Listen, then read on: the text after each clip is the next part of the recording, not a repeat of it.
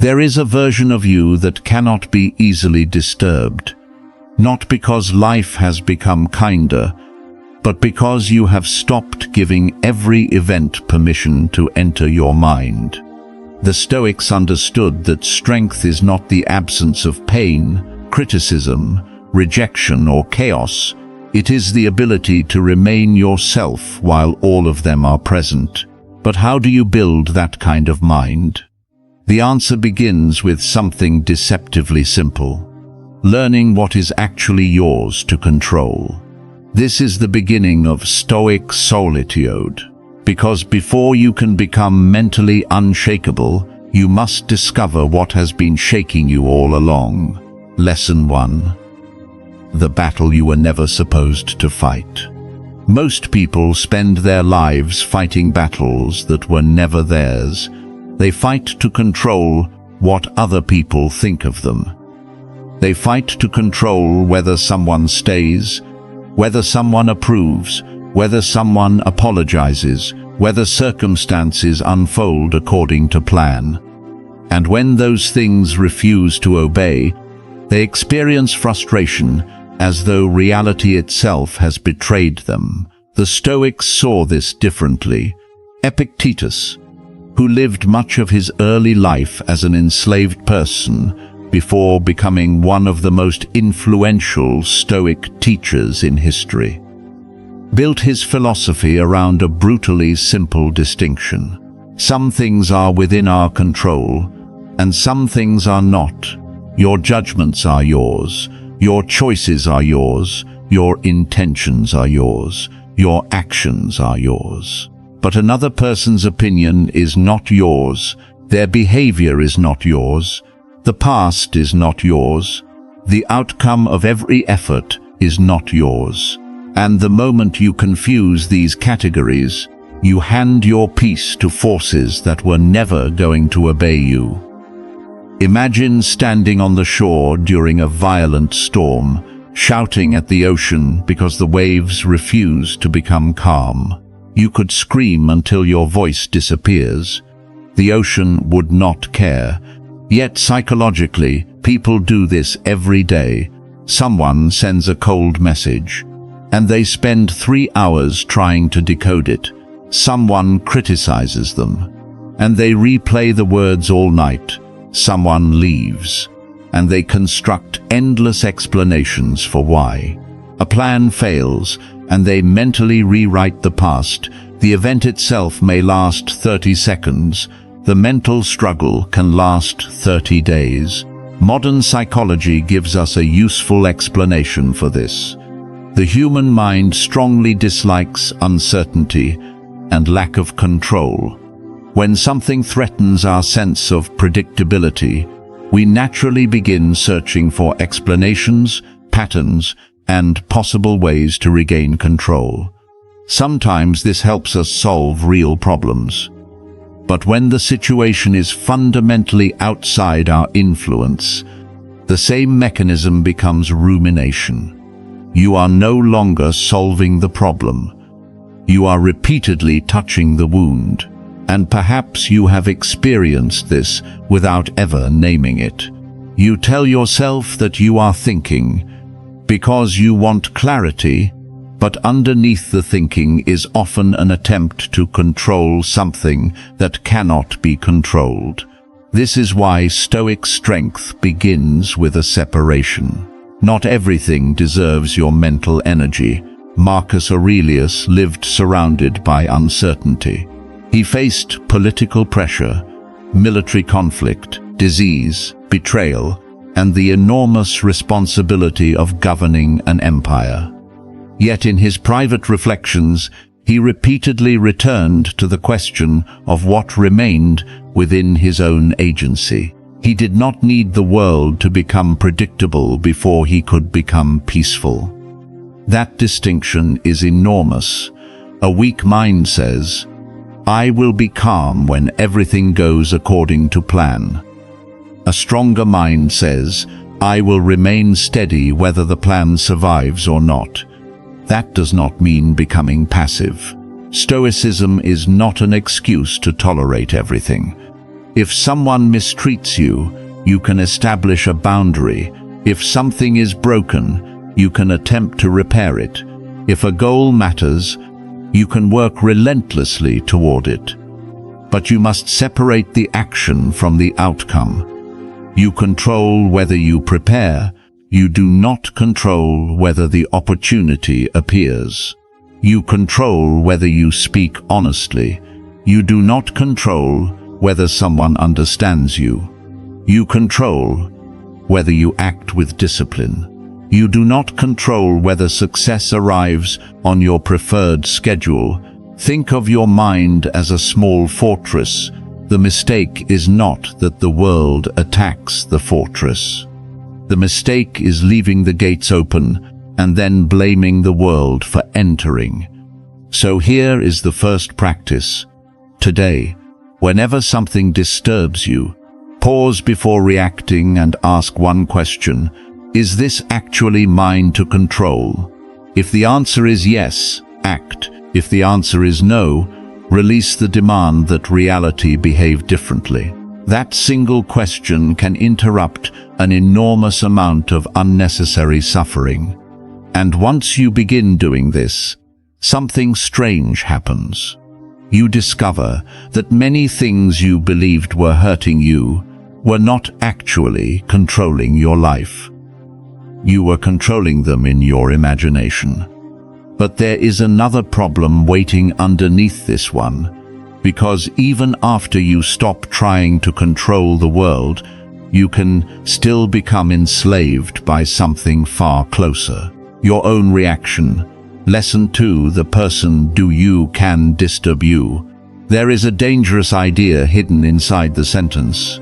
They made me angry. It sounds harmless, but think about what it implies. It means another person entered your mind, reached into your emotions, and pressed a button. They made you angry. They made you insecure. They ruined your day. They destroyed your confidence. The Stoics would have challenged that assumption, not because insults do not hurt. They can. Not because betrayal does not matter. It does. But because between an external event and your final emotional response lies something most people forget exists: judgment. Someone says something cruel. That is the event. Your mind interprets what it means. That is judgment. And then your emotional response grows from that interpretation. Epictetus understood this distinction deeply. The event itself does not automatically contain the complete meaning we assign to it. Our judgments participate in creating the experience. Consider criticisms. Someone tells you, "You are not good enough." The words enter your ears, but what happens next depends on the meaning you attach to them. One person hears, "I need to improve." Another hears, "I am worthless." The same sentence can produce two completely different internal worlds. That is where mental strength begins. Not by becoming insensitive, but by becoming difficult to manipulate. Seneca understood how quickly anger can take possession of the mind. He described anger as something that can grow rapidly once it is fed. And this is exactly what modern psychology observes in emotional escalation. A perceived threat activates the body's stress response. Your attention narrows, your interpretation becomes more extreme. You search for evidence that confirms your anger. Then you remember another time the person disappointed you. Then another. Within minutes, the original event has become a courtroom in your head, with your mind acting as prosecutor, witness, and judge. This is why a small insult can become an entire emotional war. The person who made the comment may have forgotten it by dinner. You are still arguing with them at midnight. That is the hidden cost of reactivity. You continue paying for an event after the other person has stopped charging you. Imagine someone throwing a burning piece of coal toward you. You catch it. Then you complain that they burned you. The obvious question is, why did you keep holding it? This does not mean you should never feel anger. That would be unrealistic. Stoicism does not demand that you become a machine. The goal is to create space between feeling and action. You can feel anger without becoming anger. You can feel hurt without allowing hurt to dictate your next decision. You can hear criticism without immediately turning it into a verdict on your identity. This is especially important because people often attack the identity rather than the behavior. You made a mistake becomes you are a failure. Someone rejected me becomes nobody will ever want me. Someone disagreed with me becomes nobody respects me. Notice what happened. An event became a story. The story became an identity, and the identity became suffering. The Stoic approach interrupts that chain. Ask yourself, what exactly happened? Then ask, what meaning am I adding to what happened? Those are not the same question. This distinction can change the way you experience almost every difficult interaction. Perhaps someone ignored you. That is what happened. Therefore, I am unimportant. That is interpretation. Perhaps someone succeeded while you failed. That is what happened. Therefore, I am falling behind in life. That is interpretation. Perhaps someone insulted you. That is what happened. They have exposed my weakness. That is interpretation. The stronger mind learns to separate fact from story. And once you do, something remarkable becomes possible. You can respond without surrendering your dignity. You can walk away without needing revenge. You can listen without becoming defensive. You can disagree without becoming consumed. You can experience pain without building a permanent identity around it. The practical exercise is simple.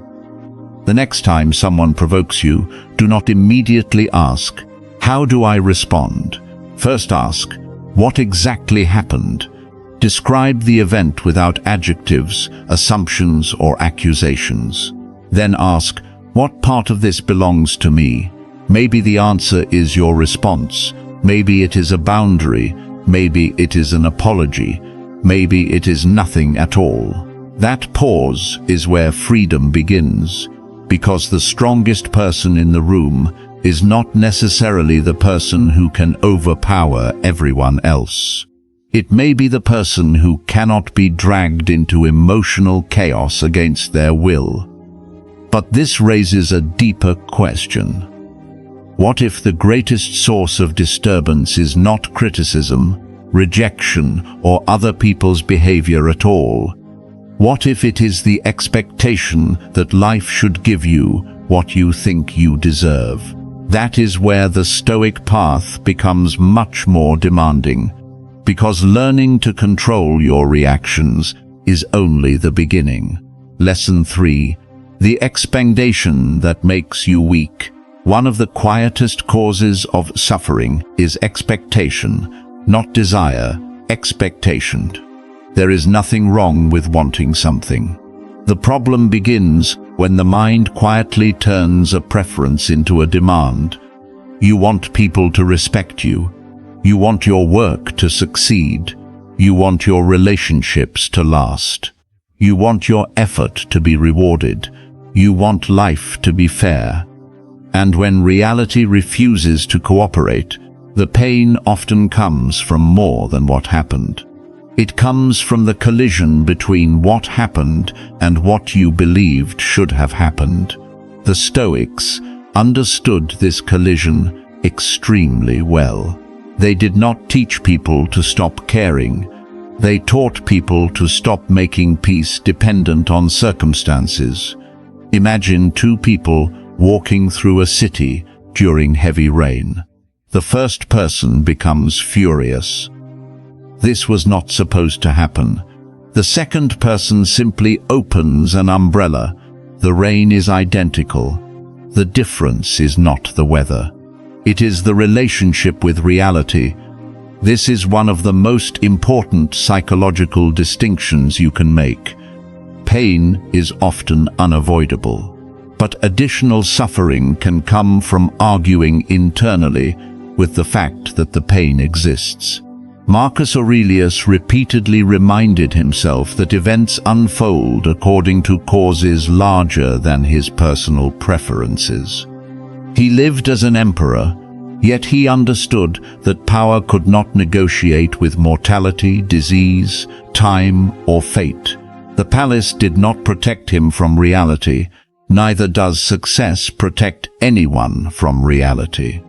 Modern psychology calls attention to something similar through expectation and prediction. The brain constantly predicts what should happen next. When reality violates those predictions, the discrepancy can create strong emotional reactions.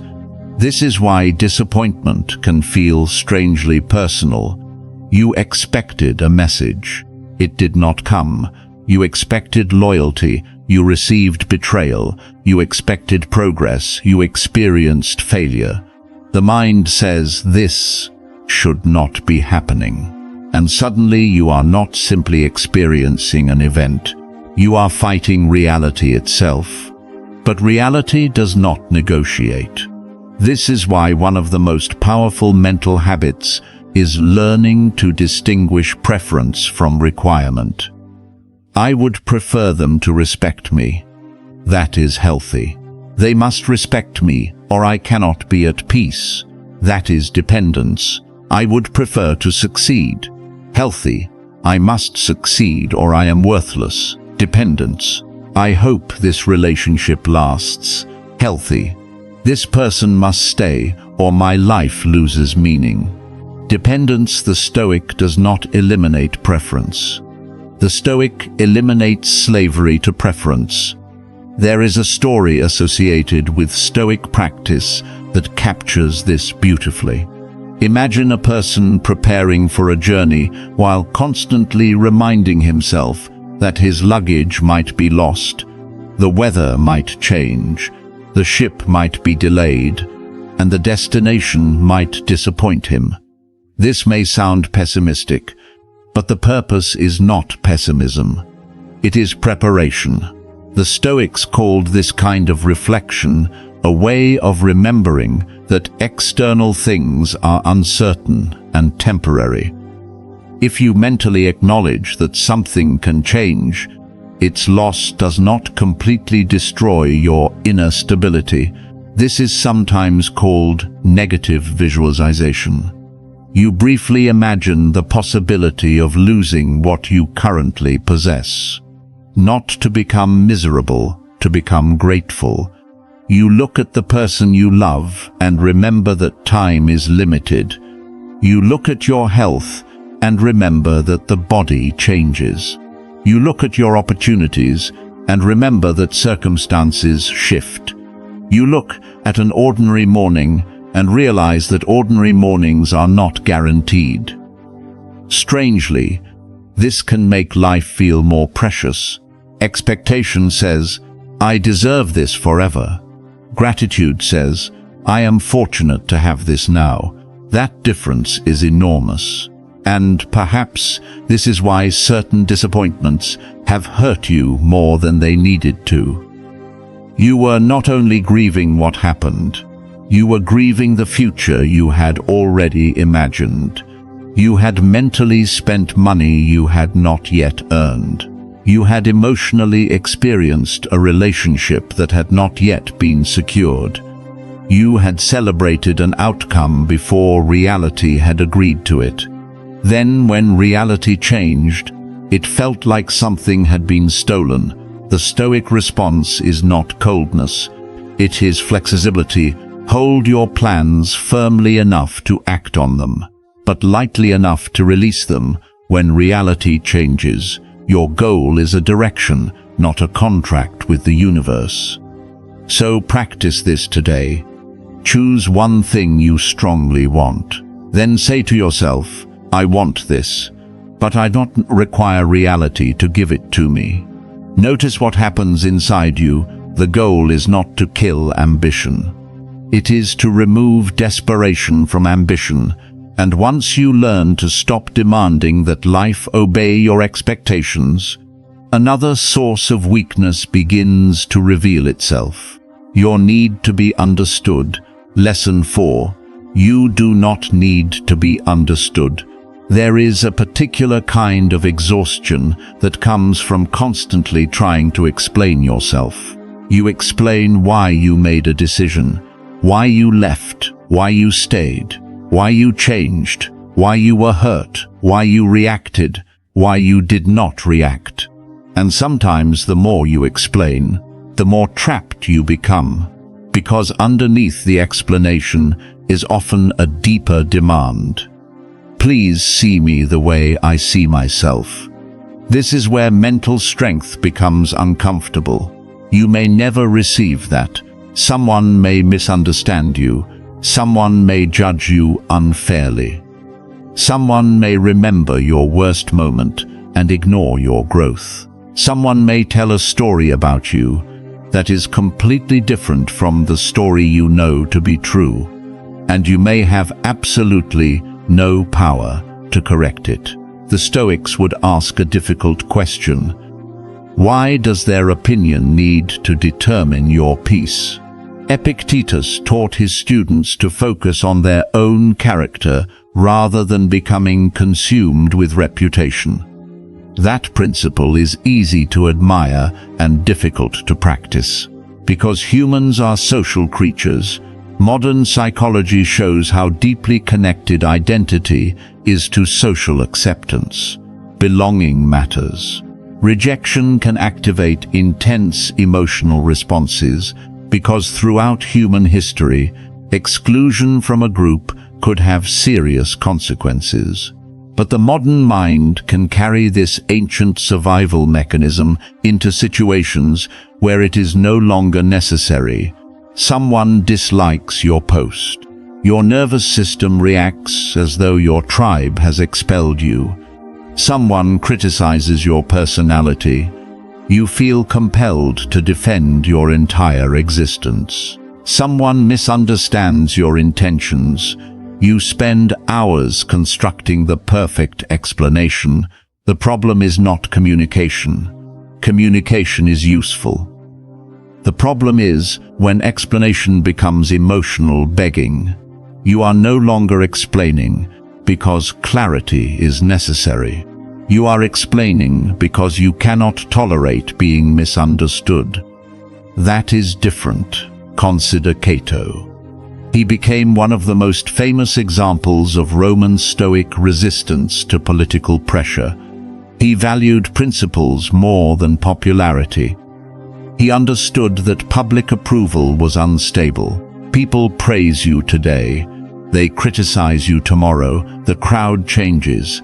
Character does not have to. This is one reason Stoic philosophy places so much emphasis on virtue. If your sense of worth comes from external reputation, you are constantly checking the weather.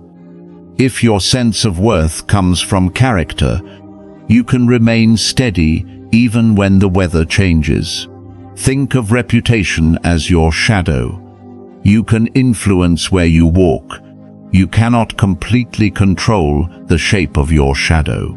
Sometimes it becomes long, sometimes short, sometimes distorted. Sometimes it disappears in darkness. Chasing it is exhausting. Your character is the person actually walking. That is what deserves your attention. There will be moments when you are genuinely misunderstood. Do not turn that into a crisis. Ask yourself, did I act honestly? Did I act fairly? Did I do what I believed was right? If the answer is yes, then perhaps the misunderstanding does not require your emotional surrender. This does not mean ignoring legitimate criticism. A mentally strong person should be willing to discover that they are wrong. That is another form of strength. The difference is that you listen for truth rather than begging for approval. If criticism contains something useful, take it. If it contains nothing useful, leave it. You do not have to swallow every opinion simply because someone handed it to you. And perhaps you have experienced this exact moment. You said something completely innocent. Someone interpreted it differently, and suddenly you found yourself desperately trying to prove that you were not the person they imagined. The conversation became larger than the original misunderstanding. That is the trap. Sometimes peace arrives when you stop trying to manage another person's interpretation. Your practical exercise is simple. For one day, notice every moment when you feel the urge to explain yourself unnecessarily. Pause, ask, am I communicating because this matters, or defending myself because I cannot tolerate being misunderstood? That question alone can expose a hidden dependency. And when you stop requiring everyone to understand you, something unexpected happens. You become quieter, not weaker, quieter. You stop performing your innocence. You stop advertising your growth. You stop announcing every boundary. You stop proving that you have changed. You simply live differently. But there is a deeper level still. Because even if you stop seeking approval and stop demanding to be understood, you can still be controlled by another invisible force, your own attachment to outcomes. Lesson 5. Do the work, release the score. Imagine spending years training for a race. You wake before sunrise. You run when you are tired. You discipline your diet. You endure pain. You sacrifice comfort. But on race day, you become obsessed with watching everyone else's position. You look left. You look right. You calculate who is ahead. You imagine the final result. You panic. You lose rhythm. You stop running your race. This is what many people do with life. They work but constantly monitor the scoreboard. They study and obsess over grades. They build a business and obsess over numbers. They create content and obsess over views. They exercise and obsess over how quickly their body changes. They improve themselves and constantly compare their progress with someone else's. The result is strange. The person becomes so focused on measuring progress that they lose the ability to perform the action that creates progress. Stoicism offers another approach. Focus on the quality of the action. Let the outcome remain partly outside your control. Seneca understood the danger of attaching peace to results. A person can act wisely and still encounter misfortune. A person can act foolishly and temporarily become successful. Therefore, success alone cannot be the complete measurement of whether an action was good. This is not an argument against achievement. It is an argument against making achievement your identity. You can control preparation. You can control discipline. You can control whether you show up. You can control whether you improve. You cannot completely control timing. You cannot completely control other people. You cannot control randomness. You cannot control every consequence. Modern behavioral psychology gives us another reason this matters. When people become excessively focused on external outcomes, motivation can become fragile. Every setback becomes evidence that the effort is pointless. But when attention shifts toward controllable behaviors, setbacks become information. That difference can determine whether someone continues. Imagine two people who both fail. One says, "I failed, therefore I am incapable." The other says, the result was poor. What part of my process can I improve? The first protects the ego. The second improves the system. This is why the Stoic asks a different question after failure. Not why does this always happen to me, but what was mine to do, and did I do it well? That question is far more powerful, because it returns your attention to the only territory where improvement can happen, your actions. Think of an archer. The archer can control preparation, the stance, the breathing, the focus, the release. But once the arrow leaves the bow, the wind exists, the distance exists, the conditions exist. The archer cannot command the arrow to obey every desire. The task is to become excellent at the part that belongs to you. That is mental strength. Not indifference to outcomes, freedom from emotional dependence on outcomes. And this can radically change how you experience work. You stop asking every morning, will this succeed? You begin asking, what is the best action available to me today? You stop asking, will they choose me?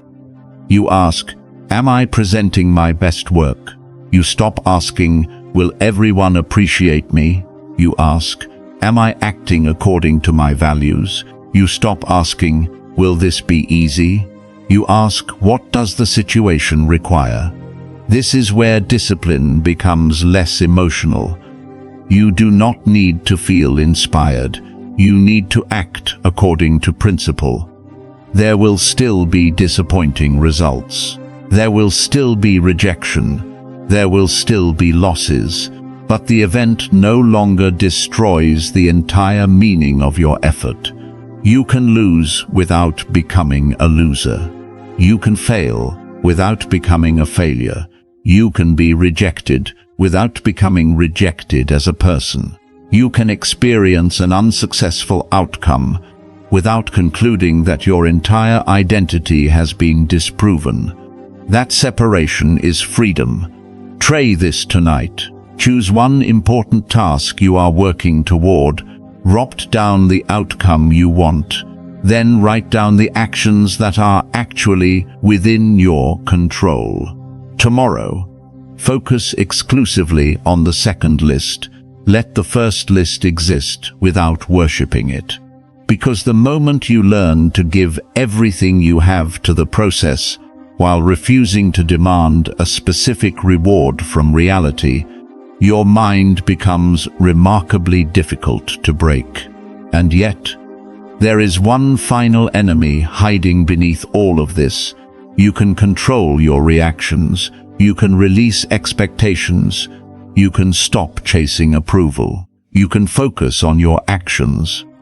But what happens when something genuinely painful occurs?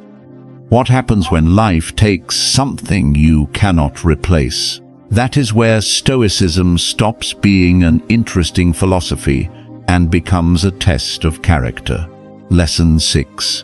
When life takes something from you, there are problems you can solve, there are problems you can prevent, and then there are losses you simply cannot negotiate with. A person dies, a relationship ends, an opportunity disappears, a season of your life closes, your body changes, someone you trusted reveals a side of themselves you never expected. In these moments, mental strength is not about pretending that nothing hurts. That would not be strength. That would be denial. The Stoics understood something much more demanding. You can acknowledge pain without allowing pain to become the ruler of your mind. Marcus Aurelius experienced enormous personal loss throughout his life. Several of his children died young. He faced war, disease, political instability, and the constant uncertainty of governing an enormous empire. And yet, in his private reflections, he repeatedly returned to mortality, not because he enjoyed thinking about death, because remembering mortality helped him see life clearly. We often assume that accepting impermanence makes life darker. The Stoics believed the opposite. If you believe something is permanent, you may take it for granted. If you understand that it is temporary, you pay attention. Imagine holding a cup in your hands. If you believe it can never break, you may place it carelessly on the edge of a table. But if you remember that it is fragile, you handle it differently. The cup has not become less valuable because it can break. It has become more precious. This is the strange wisdom of impermanence. The person you love will not always be beside you. The version of yourself you currently know will not last forever. The home you live in will change. Your opportunities will change. Your body will change. Your circumstances will change. Nothing external has signed a contract promising permanence. And the mind often suffers because it quietly assumes that it has. Modern psychology has a name for one part of this problem: loss aversion. We tend to experience losses more intensely than equivalent gains. Losing $100 can feel psychologically heavier than gaining $100 feels pleasurable. The mind is biased toward protecting what it already possesses. That makes evolutionary sense, but psychologically, it can also create attachment. We begin treating change as an enemy. We fight the fact that something ended. We replay the final conversation. We imagine alternative timelines. If I had said this, if I had waited, if they had stayed, the mind builds a parallel universe in which the loss never happened. But you do not live there, you live here. And mental strength begins when you stop negotiating with a reality that has already occurred. This does not mean you stop grieving. Grief needs room. The Stoic does not say, "I should not feel this." The Stoic asks, "How will I carry this?" That is a much stronger question. Pain can become bitterness, or it can become depth. Loss can make someone permanently cynical, or it can make someone more present. A broken relationship can make you close your heart forever. Or it can teach you what kind of person you want to become. Failure can convince you that you are incapable, or it can expose weaknesses that success would have hidden.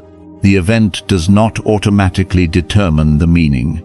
Your response participates in creating that meaning. Think of a scar. A scar is evidence that something happened, but it is not the wound itself. You can carry evidence of pain without remaining inside the moment that caused it. This distinction matters enormously. Many people do not merely remember what happened. They continue living as though it is still happening. Someone betrayed you 5 years ago. The person is gone, but you still distrust everyone. The event ended, the rule you created from it remains. Someone humiliated you, the moment passed. But you still avoid situations where you might be judged. The danger is no longer present. The nervous system still behaves as though it is. This is where modern psychology and Stoicism can complement each other. Past experiences can condition future reactions. The mind learns associations. A situation resembling an old threat can trigger an old response, but awareness creates an opportunity to interrupt the pattern. You can say, "This feeling is real, but it does not necessarily describe the present." That sentence creates distance. You are not denying the emotion. You are refusing to automatically obey it. Perhaps this has happened to you. Someone treated you badly once, and without realizing it, you began expecting the same treatment from everyone else. One person became a template for the entire world. That is understandable. But it is not freedom. The Stoic learns to judge the present according to the present. Not every person is the person who hurt you. Not every rejection is the rejection you remember. Not every silence is abandonment. Not every disagreement is betrayal. The past can inform your wisdom without becoming the dictator of your future. So here is your practice. When an old emotional reaction appears, ask, is this about what is happening now, or is the present touching something from the past? Do not rush to answer. Observe. That observation is already progress. Because once you can see the difference between present reality and inherited emotional expectation, you gain room to choose. And that room is where resilience grows. But there is another kind of loss that can be even more difficult. Not losing something you loved, but losing the version of yourself you thought you were. Lesson 7. Become someone you can trust. Most people want confidence, but confidence is often misunderstood. They think confidence means believing that everything will work out. It does not. Real confidence is quieter. It is the knowledge that even when things do not work out, you will still know what to do next. That kind of confidence comes from self-trust. And self-trust is built through promises kept in private. You tell yourself you will wake up early. You do not. You tell yourself you will stop reacting. You react. You tell yourself you will finish something. You quit. You tell yourself you will maintain a boundary. You abandon it because you fear someone's reaction. Then something subtle happens. You stop trusting yourself. The world may not notice, but you do. And that internal distrust can become more damaging than external criticism. The Stoics placed enormous importance on character because character is what remains when external approval disappears. Musonius Rufus, one of the prominent Stoic teachers of the Roman era, emphasized philosophy as something that should be practiced rather than merely discussed. That idea is easy to overlook. You can read about discipline for years and still be undisciplined. You can listen to hundreds of lectures about courage and still avoid difficult conversations. You can understand Stoicism intellectually and remain emotionally fragile. Knowledge becomes strength only when it changes behavior. Imagine a bridge. A bridge does not prove its strength by explaining its engineering. It proves its strength when weight passes over it. Your principles work the same way. You do not know whether you are disciplined because you enjoy talking about discipline. You know when you have a difficult task in front of you and you do it anyway. You do not know whether you value honesty because you admire honesty. You know when telling the truth costs you something and you tell it anyway. You do not know whether you are emotionally mature because you understand emotional maturity. You know when someone provokes you and you choose your response instead of surrendering to impulse. This is why small promises matter. If you constantly make promises to yourself and break them, the mind learns something. Your own words become cheap, but the reverse is also true. Every small promise kept strengthens the relationship you have with yourself. Wake when you said you would complete the task you said you would complete. Stop when you said you would stop. Speak when you said you would speak. Remain silent when silence is wiser. The action may appear insignificant. Psychologically, it is not. You are building evidence that you can rely on yourself. And self-trust is one of the strongest forms of mental stability. Because when you trust yourself, uncertainty becomes less frightening. You do not need to know exactly what tomorrow will bring. You simply need to believe, whatever happens, I will meet it. That is a different kind of confidence, not confidence in the future, confidence in yourself. There is a powerful Stoic idea hidden here. Your goal is not to create a life in which nothing difficult happens. Your goal is to become the kind of person who can meet difficult things without abandoning your principles. That changes everything. The person who trusts themselves does not need constant reassurance. They can make a decision and live with it. They can apologize without collapsing. They can admit ignorance without feeling humiliated. They can receive criticism without instantly defending themselves. They can leave what is unhealthy without needing everyone to agree. They can begin again after failure. And perhaps you know the strange feeling of making a promise to yourself at night. I will never do that again. Then morning comes, and you do it again. The disappointment is not only about the behavior, it is about the broken relationship between you and you. Repair that relationship slowly. Do not promise yourself 20 things. Choose one, keep it, then another, keep it. Let your identity change through evidence. Your practical exercise is this.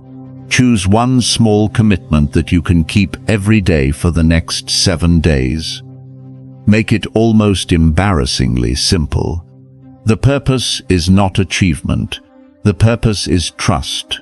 7 days of keeping a small promise can teach your mind something that 10 hours of motivational content cannot.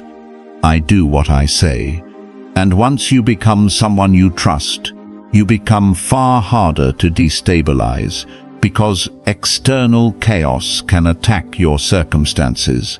It cannot easily destroy a character that has been built through repeated action. But even self-trust has a deeper enemy, comparison. You can be disciplined, you can be improving, you can be stronger than yesterday, and still feel like a failure because you keep looking sideways. Lesson 8.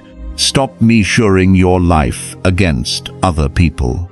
Comparison is one of the most efficient ways to destroy peace.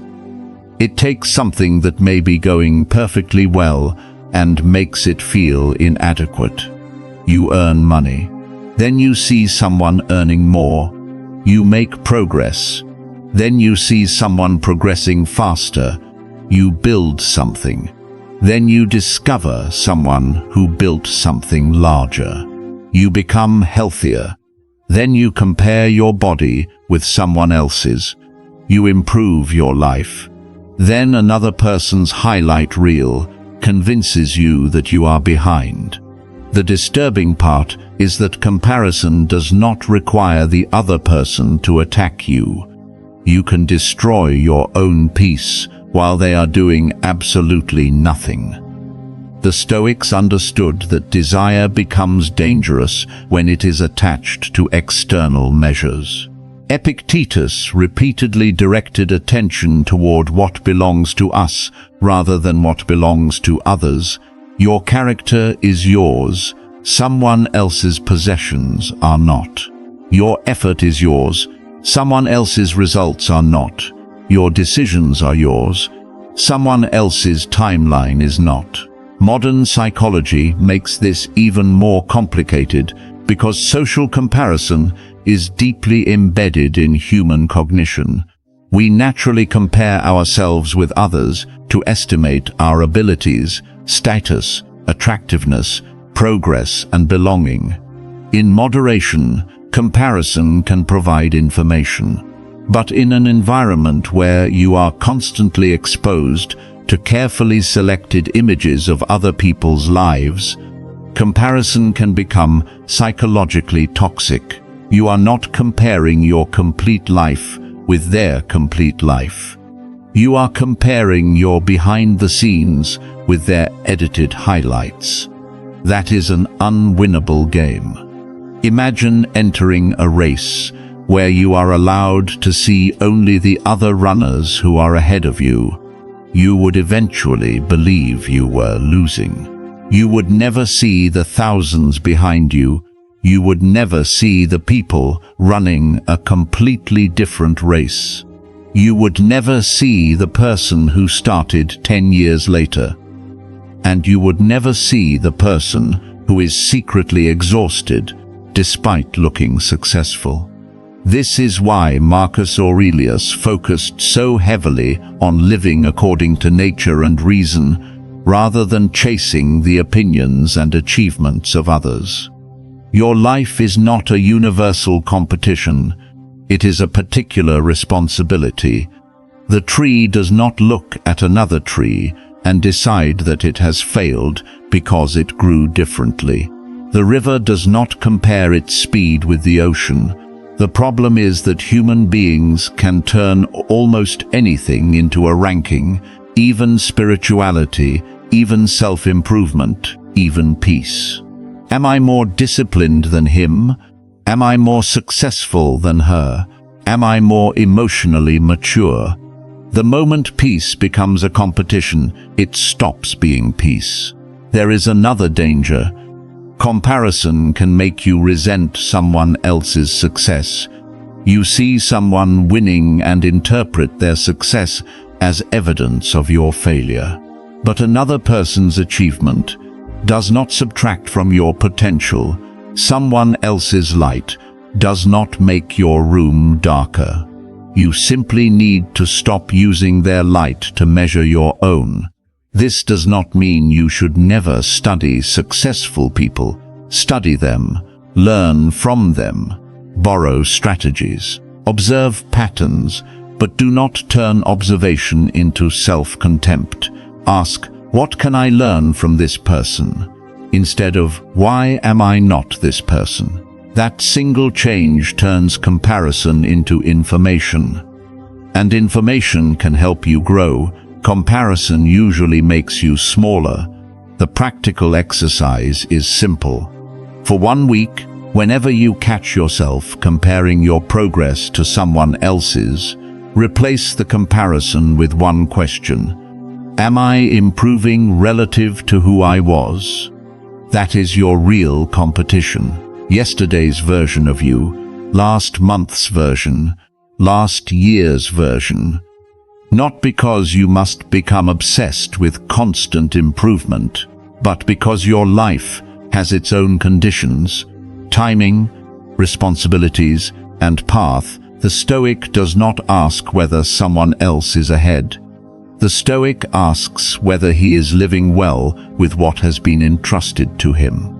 And once you stop measuring your worth against other people's lives, you begin to hear something that has been drowned out by all the noise: your own judgment.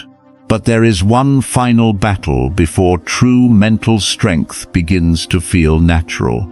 You must learn what to do when the world becomes chaotic again. Because the goal was never to build a peaceful life. The goal was to build a peaceful mind that can survive an unpeaceful life.